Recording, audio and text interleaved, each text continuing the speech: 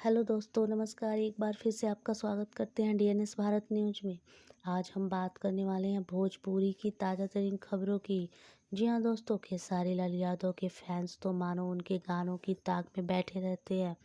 इधर गाना आउट हुआ नहीं कि उधर तबातोड़ व्यूज़ मिलने शुरू। ऐसा ही अब एक बार फिर हुआ है। हाल ही में खेसारी का एक गाना रिलीज हुआ है जिसका नाम है हम तुम्हारे हैं सनम। हर बार की तरह इस बार भी खेसारी ने धमाका कर दिया है। खेसारी के इस नए गाने को बस एक ही दिन पहले रिलीज किया गया है और इसने तबाही मचाना शुरू कर दिया है। इस गाने को ज़बरदस्त गाने को खेसारी लाल यादव और अंतरा सिंह प्रियंका ने मिलकर गाया है। इस गाने को 30 मई को रिलीज किया गया है।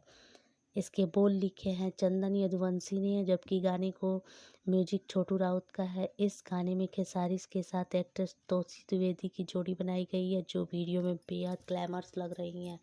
दोस्तों, अगर आपको हमारा ये वीडियो पसंद आया तो इसे प्लीज़ लाइक करें, सब्सक्राइब करें और कमेंट्स करना ना भूलें।